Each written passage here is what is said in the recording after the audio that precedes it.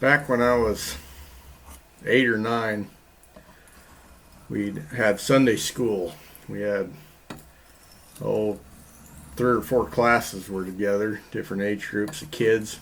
We met in the room behind the chapel. They had a room back there for when too many people showed up at church. They could open up the big soundproof curtains, and they called it the overflow. We had to have Sunday school back there. I remember one Sunday, I was one of the little kids, so I was up in the front.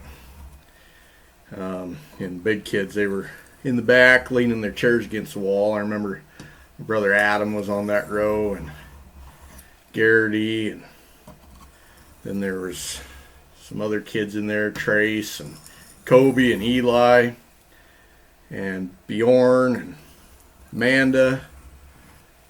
We was all there. And the teacher that Sunday was June. And she was going to teach us a lesson. And she had a teaching aid or a object lesson. She started off the lesson by holding up a mouse trap. And the mouse trap was set. And she started talking, and those kids in the back,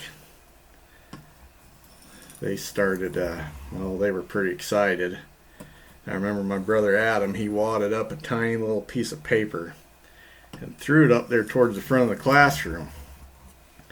And it just by chance hit the trigger of that trap, which is what he was aiming for.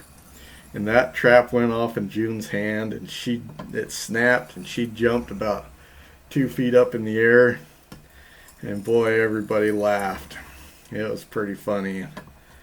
June, she started laughing. She laughed, and all of a sudden she stopped and ran out of the room crying.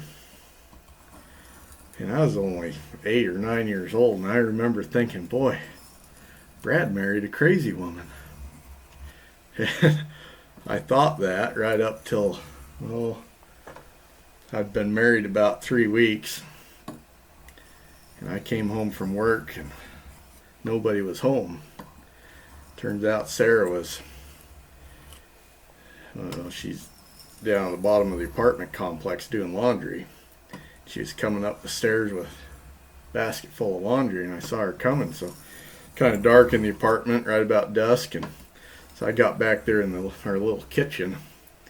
When she came in through the front door, I came crawling out on all fours, growling like a bear.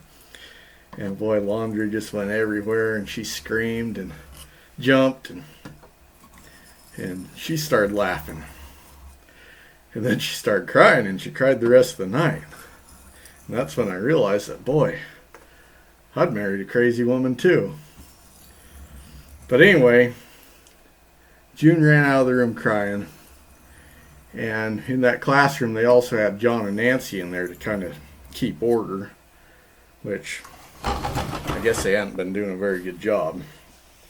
So Nancy and John walked up to the front of the class, and they looked at June's notes and said, well, it looks like she's going to teach you about staying away from chewing tobacco and alcohol. And so they started telling us about that, and I remember John Boyer saying, I used to chew tobacco and none of you should do it.